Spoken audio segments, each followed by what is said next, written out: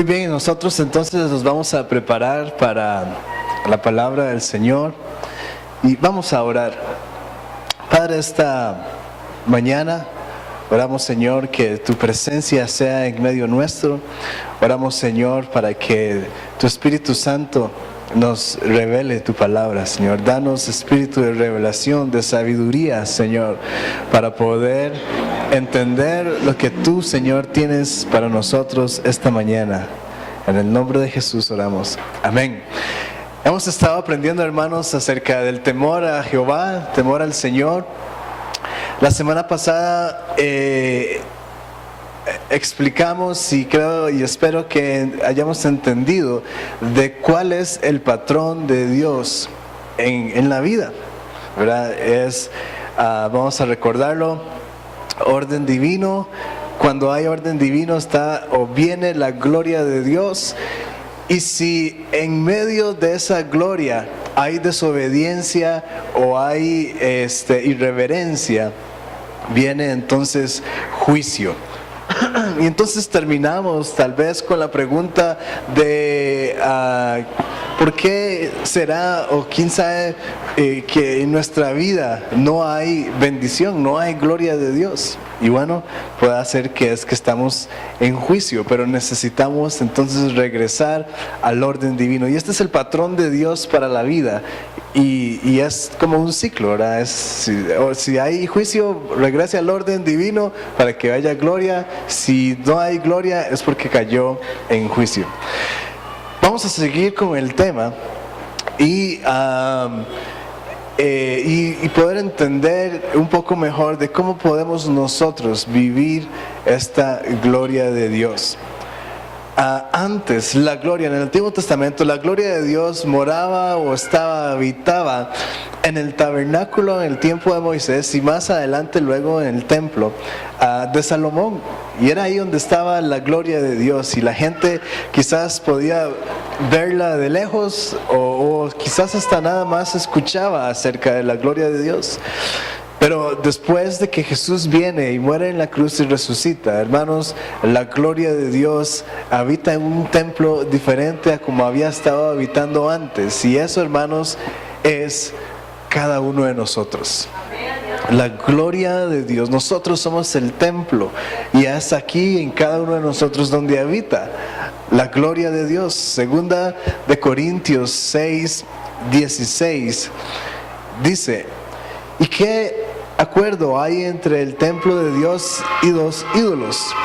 Porque vosotros sois el templo del Dios viviente. Como Dios dijo: habitaré y andaré entre ellos, y seré su Dios, y ellos serán mi pueblo. Qué bendición, hermanos, qué gran honor es de que Dios nos diga: yo quiero habitar en medio de ellos. Esto, hermanos, una vez más habla y nos demuestra cuán grande es el amor de Dios por nosotros. Que Dios diga: habitaré y andaré entre ellos. No es que nosotros tenemos que llegar a habitar en medio de Él. Él está en medio de nosotros. Y somos su pueblo, somos su templo, perdón. Entonces, como aprendimos la semana pasada, lo primero debe de ser el orden divino. Pero no un orden externo necesariamente, ¿verdad?, bien peinados o bien vestidos, sino un orden interno en nuestro corazón. En el secreto del corazón es donde se va a manifestar la gloria de Dios. Ahora, si en la Biblia se nos compara con un templo, con un edificio, todos sabemos, básicamente sabemos que un edificio necesita tener bases, necesita tener un fundamento. Y entonces nosotros, si somos un templo, también necesitamos un fundamento. Primera de Corintios 3:11 dice: porque nadie puede poner otro fundamento que el que está puesto, el cual es Jesucristo. Primera de Corintios 3:11. Jesucristo es nuestro fundamento. La palabra de Dios trae orden Solo que esta vez la palabra de Dios, cuando vino Jesús, fue revelada como carne. Jesús, hermanos, es el maestro de obras.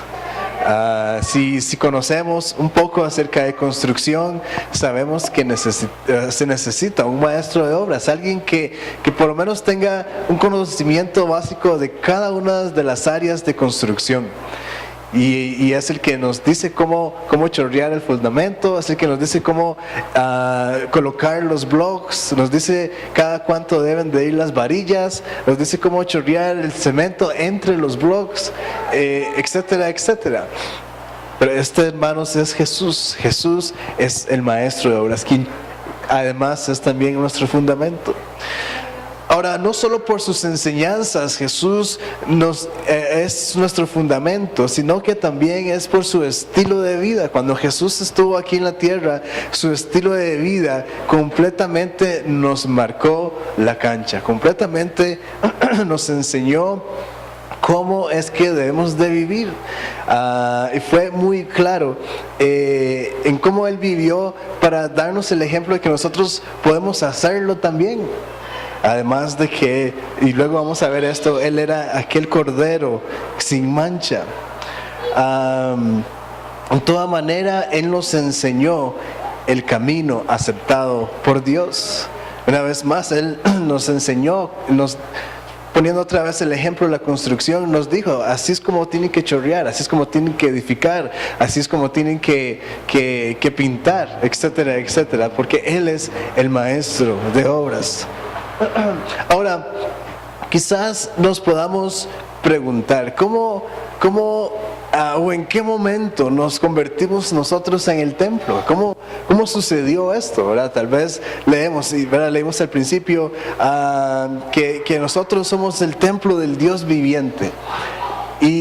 Pero nos podemos preguntar, ¿pero eso cómo? ¿Verdad? ¿Cómo sucedió? ¿En qué momento nos convertimos en un templo? ¿Verdad? Usted dice, yo no tengo un techo, no tengo paredes como para verme como un templo, pero vamos a ver y contestar la pregunta, ¿cómo nos convertimos en templo? La respuesta más fácil, y luego la voy a explicar un poco mejor, pero la respuesta primera es por el trabajo de Jesús en la cruz. A través del trabajo de Jesús en la cruz es que entonces ahora nosotros somos el templo del Dios viviente. Como sabemos, antes de que Jesús muriera en la cruz, había que sacrificar algún cordero o algún animal limpio para poder ser uno perdonado. ¿Cuántos de ustedes hoy trajeron la paloma para sacrificarla al final del culto? Ninguno. No tenían que traerla, no se preocupe. Pero era así como funcionaba. Y si hubiera sido así, hoy tuviéramos aquí tal vez no un pozo de cartón, pero un pozo de plástico por lo menos. Y ahí regaríamos toda la sangre. Pero como sea, antes de Jesús era así como funcionaba el asunto. Levítico 9:23 dice, y entraron Moisés y Aarón en el tabernáculo de reunión y salieron y bendijeron al pueblo y la gloria de Jehová se apareció en todo el pueblo. Había que hacer estos sacrificios para que la gloria de Dios se manifestara en el pueblo. Segundo de Crónicas 7:4 y 5 dice, entonces el rey y todo el pueblo sacrificaron víctimas delante de Jehová. Y escuche bien la cantidad de animales que sacrificó el rey. El rey Salomón en sacrificio 22,000 bueyes y 120,000 ovejas. Y así dedicaron la casa de Dios el rey y todo el pueblo. Esto fue cuando Salomón, como la inauguración del templo fue esta. Y en Hebreos podemos leer cómo se compara el sacrificio de aquel entonces con el sacrificio de Jesús y cómo Jesús llegó a hacer ese último sacrificio. Hebreos 9:12 dice, y no por sangre de machos cabríos ni de becerros, sino por su propia sangre entró una vez y para siempre en el lugar santísimo, habiendo obtenido eterna redención. Esto, hermanos, es para cada uno de nosotros. Ya no tenemos que andar sacrificando animalitos, ¿verdad? Palomas o corderos, ¿verdad? Imagínense que usted tuviera un cordero ahí en su casa y hoy los domingos tiene que traerlo una vez al mes, y aquí, ¿verdad?, con un cuchillo bien afilado lo degollamos, derramamos toda la sangre y ya usted puede ser perdonado. Gloria a Dios por el sacrificio de Jesús en la cruz. Jesús es el Cordero de Dios, colgado en aquella cruz, derramando hasta la última gota de su sangre real e inocente.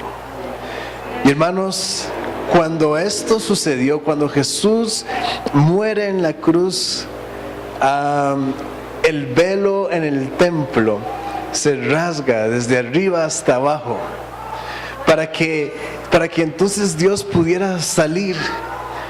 El momento que se rasga el velo, la gloria de Dios sale del lugar santísimo, se muda, se cambia de casa, de ese templo, de ese lugar donde estaba, al corazón y a la vida de cada uno de nosotros. La gloria de Dios nunca más iba a ser revelada como lo fue antes, sino que en cada uno de nosotros. Y pronto su gloria iba a ser revelada en el templo en el que Él siempre quiso habitar, o sea, en cada uno de nosotros. Lucas 23:45 dice: y el sol se oscureció y el velo del templo se rasgó por la mitad. Gloria a Dios por su presencia en medio nuestro.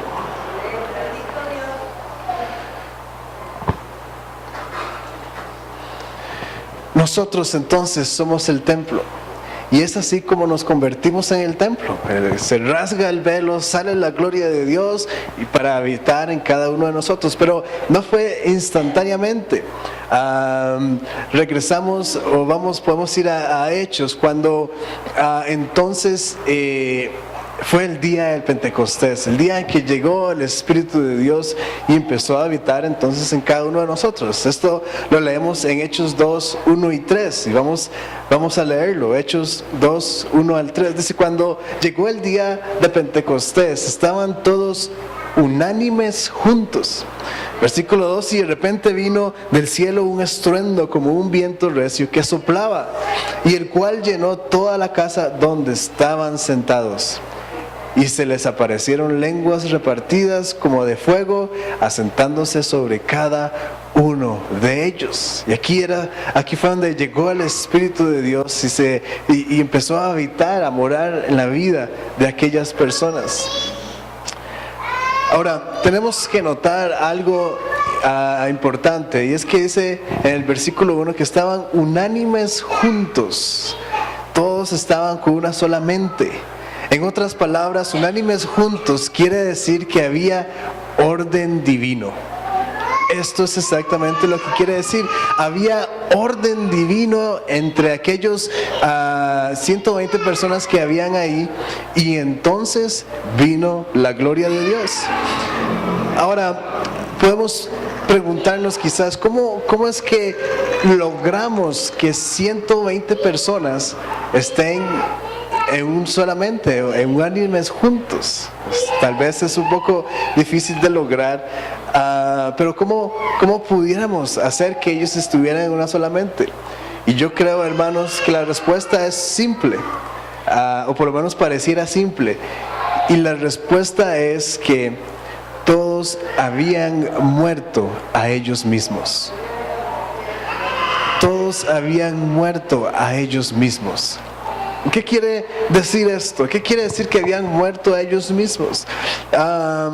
Bueno, primero sabemos, o por lo menos leemos, que a Jesús lo seguían miles de personas, ¿verdad? Podemos, como aquella vez cuando Jesús multiplica los panes y los peces, ¿verdad? Y le da comida por lo menos a 5,000 personas, sin contar a los niños.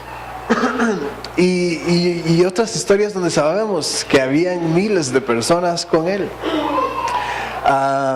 Pero interesantemente, ese día del Pentecostés solo habían 120 personas. Y podemos preguntarnos, ¿dónde estaban los otros? ¿Qué se hicieron aquellos otros? El resto de las personas deberían, si en verdad estaban siguiendo a Jesús, deberían de haber estado ahí ese día. O por lo menos 2000, ¿verdad? ¿Cómo es que bajó tanto el número? Y bueno, podemos tal vez pensar pero antes de contestar esta pregunta, en Hechos 1:4 leemos la instrucción de Jesús para sus discípulos. Dice, y estando juntos les mandó que no se fueran de Jerusalén, sino que esperasen la promesa del Padre, la cual les dijo, oíste de mí. La promesa era esa, que iba a venir el Espíritu Santo, pero les dio una instrucción clara, les dice, no se vayan de Jerusalén, esperen la promesa. Y entonces, bueno, esta gente que seguía a Jesús, quizás se aburrieron de esperar. Algunos,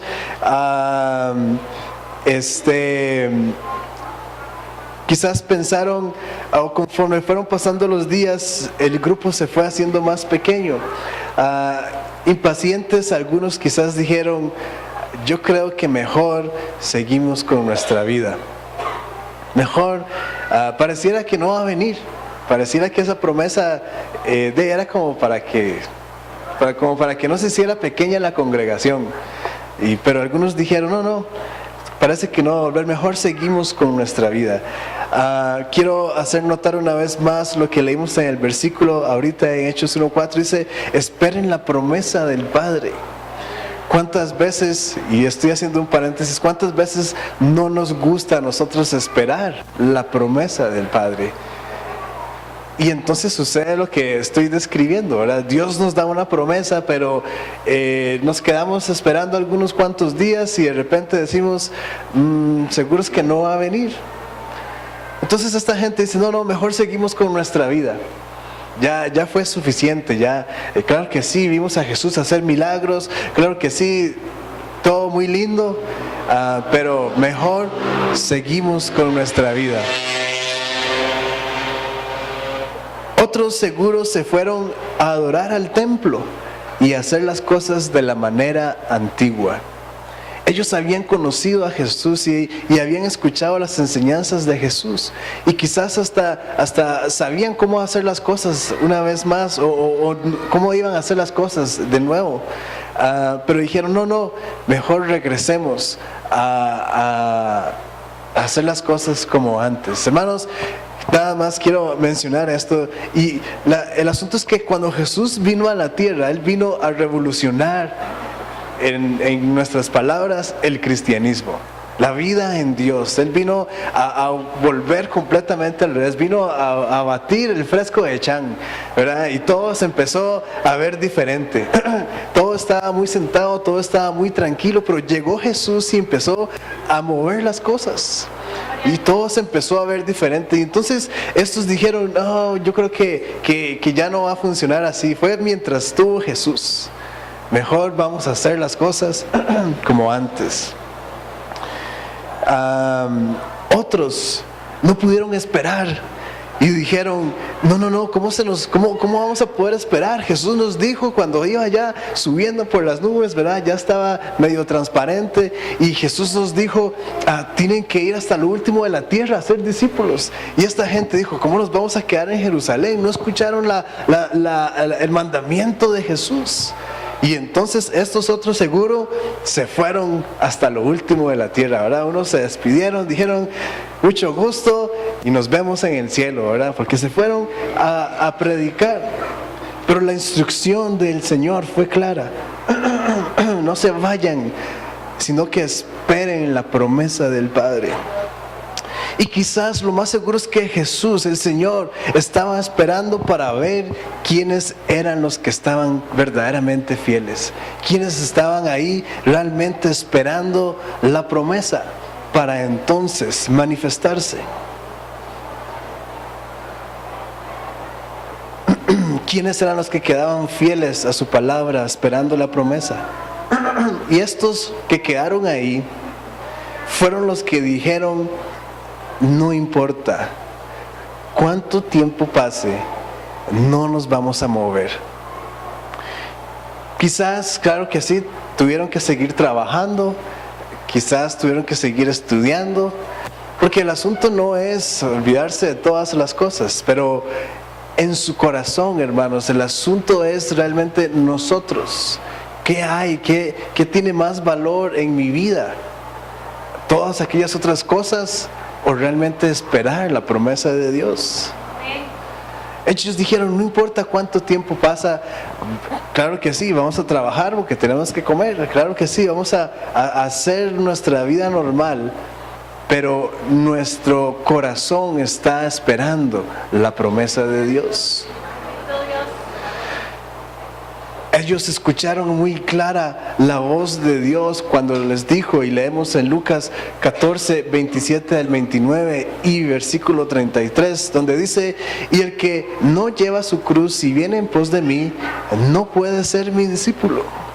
Porque ¿quién de vosotros, queriendo edificar una torre, no se sienta primero y calcula los gastos, a ver si tiene lo que necesita para acabarla?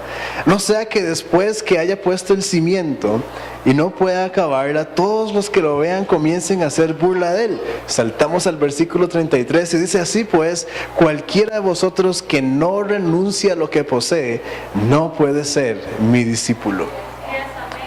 Y esto es exactamente lo que está hablando ahora. No es, hermano, que usted ahora al final del culto me diga, pastor, ¿me puede imprimir una carta de renuncia para presentarla mañana en el trabajo? Porque después de que dé la carta, me voy a venir aquí a la iglesia, me voy a comprar una tienda de campaña con lo que sea que me den, y aquí voy a acampar todos los días de mi vida. No se trata de eso, se trata, una vez más, hermanos, ¿dónde está nuestro corazón enfocado? ¿Hacia dónde se está inclinando mi corazón? Está bien, usted puede seguir trabajando, usted puede seguir estudiando, pero si su corazón está solamente inclinado en el trabajo o en el estudio o en cualquier otra cosa, entonces Jesús es muy claro donde nos dice, cualquiera de ustedes que no renuncia a todo lo que posee, no puede ser mi discípulo. No se trata de algo externo o físico, es realmente donde se encuentra mi corazón. Y es así entonces donde viene el orden divino. Hermanos, no podemos tener un corazón dividido. No podemos decir la mitad universidad y la mitad la iglesia. La mitad mi trabajo, mi familia, y la mitad la iglesia. O un cuarto con el trabajo, un cuarto con mis hijos, un cuarto con la iglesia y otro cuarto con el fútbol. No podemos tener un corazón dividido, porque si no renunciamos a todas estas cosas, no podemos ser discípulos de Jesús. Ahora, habla de hacer cálculos de los gastos. Podemos interpretar esto, hermanos, como que para seguir a Jesús hay que hacer números. Para seguir a Jesús hay que hacer números. Y me encanta poder decir esto, porque no es nada más así de fácil. Yo sigo a Jesús, ¿verdad? Y podemos recordar aquel versículo cuando Jesús dice, síguenme. Y uno dice, claro que sí, yo te voy a seguir, pero déjeme despedirme de mi papá. Y Jesús le dice, no, vaya, despídase, pero ya yo me voy. Y el otro, ¿verdad? Dice, yo sí tengo la excusa perfecta, ¿verdad? Yo te sigo, maestro, yo te sigo hasta el fin del mundo. Pero primero déjame ir a enterrar a mi familiar que se murió. Y Jesús le responde, deje que los muertos entierren a los muertos, debe usted seguirme a mí. No se trata de olvidarse de la familia ni nada de estas cosas. Una vez más, ¿dónde está mi corazón? Entonces, para seguir a Jesús hay que hacer números. Hay un precio para seguir a Jesús. Hay un precio para seguir a Jesús. Y el precio está muy claro. Lo que cuesta, hermanos, es toda su vida. Toda su vida, es lo que cuesta, es el precio que hay que pagar para seguir a Jesús. Nuestra vida, ese es el precio. Tal vez usted me diga, hermano, pastor, yo pensé que la salvación era gratis. Bueno, claro que sí, la salvación es gratis y usted la tiene aunque no se la merezca. es suya, es suya. Pero hermanos, no podemos retenerla si no damos nuestra vida entera a cambio de ella. ¿Qué pasaría si yo le regalo a usted, qué sé yo, un celular? Yo a usted le regalo un celular, usted debe de cuidar ese celular. Usted tal vez no se merece un celular, ¿verdad? Tal vez usted diga, no, sí, yo me merezco un celular, regáleme uno. Usted no se merece un celular, pero aún así digo yo, voy a comprarle un celular a cada uno de los hermanos de la iglesia, los que llegaron hoy nada más. Y entonces los contamos, ¿verdad? Y se los entregamos. Pero aún así, aunque usted no se lo merezca y aunque sea un regalo, igual que la salvación, usted debe de cuidar ese regalo. Usted debe cuidar de que no se le pierda y debe cuidar de que no se lo roben. Entonces, si usted deja su celular ahí, ¿verdad? Y se fue para su casa, lo más seguro es que alguien más lo va a agarrar en el culto del jueves. El culto del jueves, alguien que no llegó hoy, escuchó lo que pasó y dice, uy, alguien dejó uno aquí, y se lo va a llevar. Hay que cuidar. Cualquier regalo que tengamos debemos de tener cuidado de protegerlo, de no perderlo o de que se lo roben. Y es exactamente igual nuestra salvación. Y tiene un precio, y es nuestra vida. Mateo 10:22 dice que el que persevera hasta el fin, este será salvo. La semana pasada estuvimos hablando de nuestro problema de perseverancia. Nos cuesta perseverar hasta el final.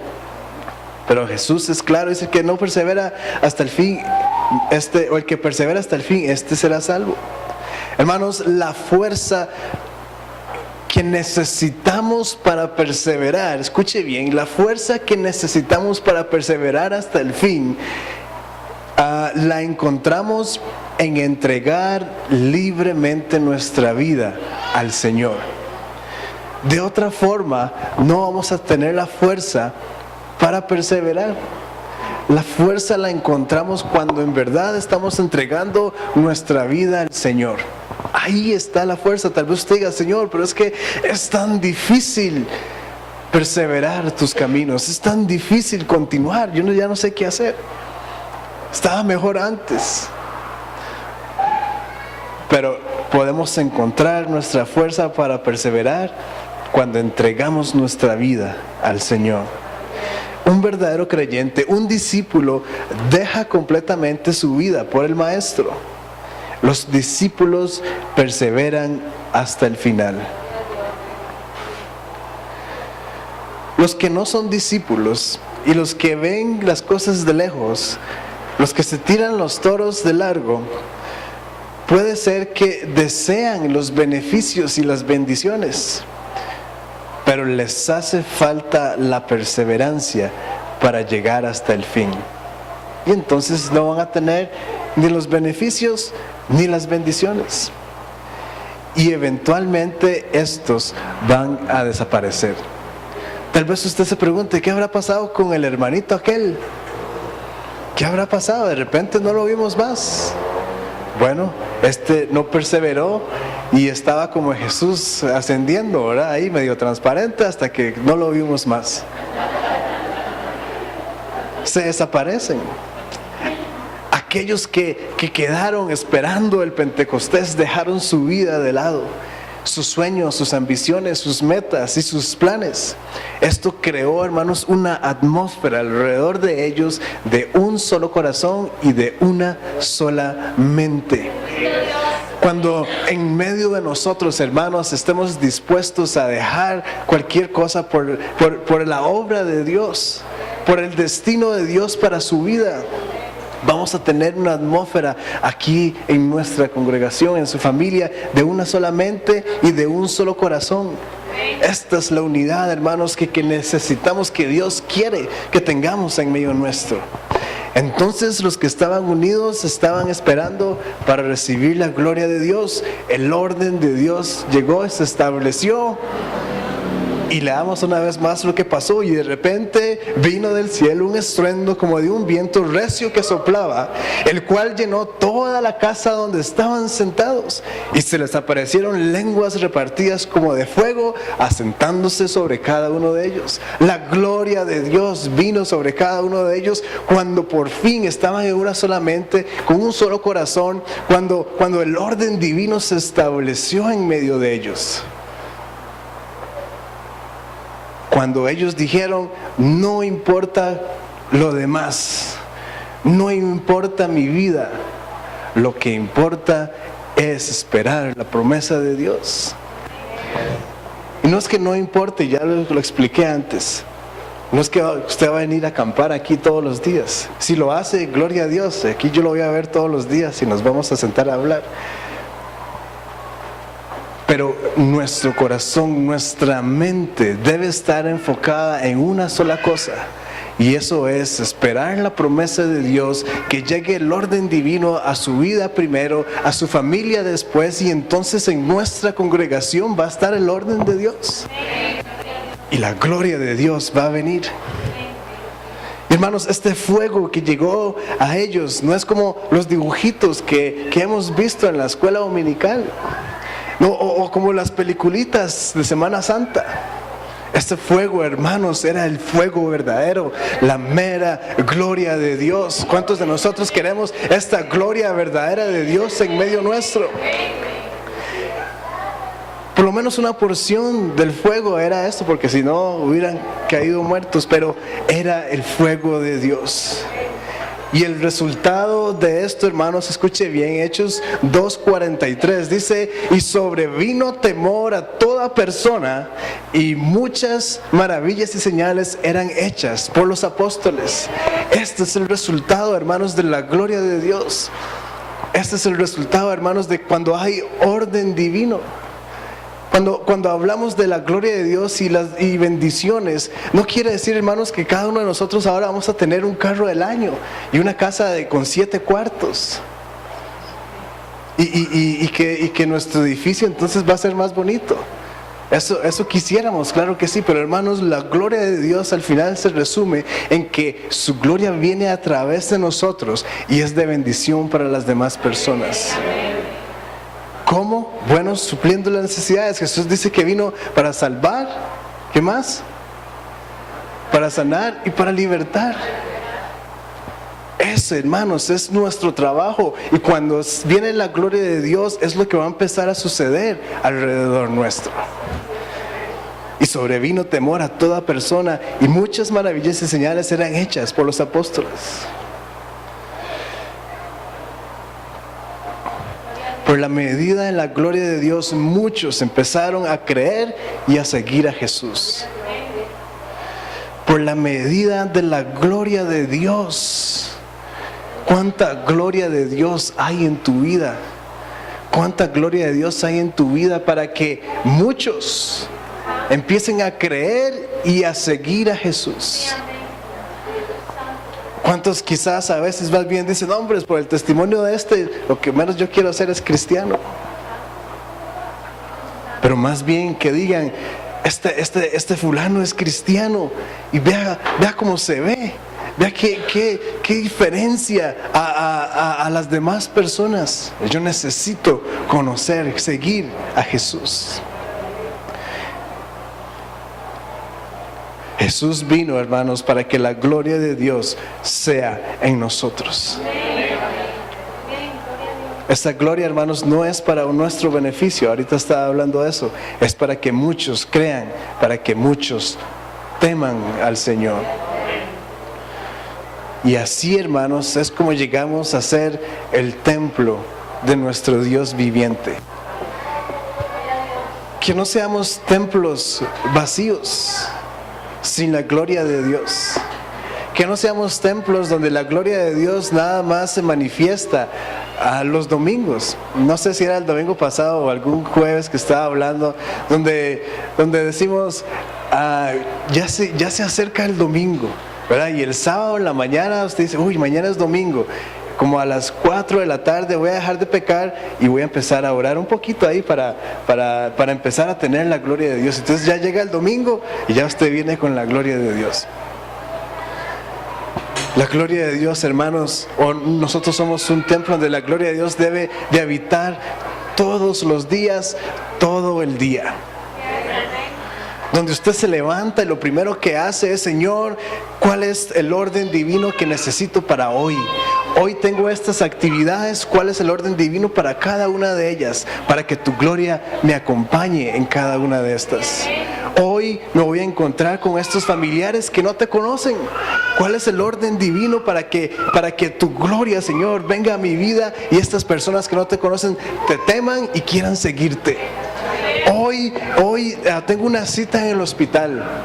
Hoy, ¿cuál es, Señor, el orden divino para mi vida en esta cita que tengo en el hospital? Para que el doctor crea que lo que él dice no es, sino que lo que dice la palabra de Dios sí es.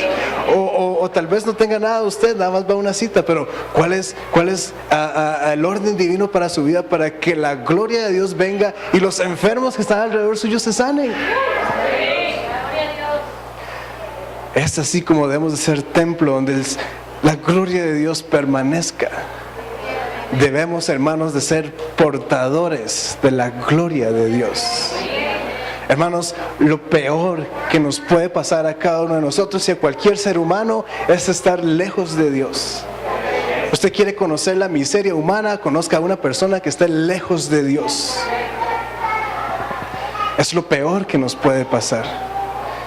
Pero el Señor Jesús vino, murió y resucitó para hacernos templo de Él, para Él poder habitar entre nosotros. Como lo he dicho otras veces, no hagamos que el sacrificio de Jesús haya sido en vano.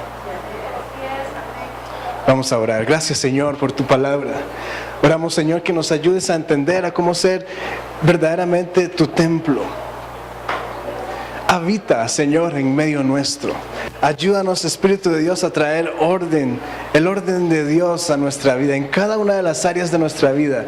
No solamente las áreas que queremos, Señor, o que no nos cuestan tanto, todas las áreas, Señor. Nuestras finanzas, nuestro matrimonio, nuestros hijos, nuestro trabajo, nuestros estudios, Señor. Los problemas con aquellos familiares, los problemas con el jefe, Señor. Cualquier cosa, Señor, trae orden divino, Señor, a cada área en nuestra vida. Porque somos tu templo, Señor, y no queremos ser un templo vacío, o un templo, Señor, que está ahí a medias, Señor, sino que tu fuego arda diariamente, todos los días, todo el día, Señor, en nosotros, para que muchos crean, para que muchos teman, Señor, para que muchos quieran seguirte a ti, Padre. En el nombre de Jesús oramos. Amén.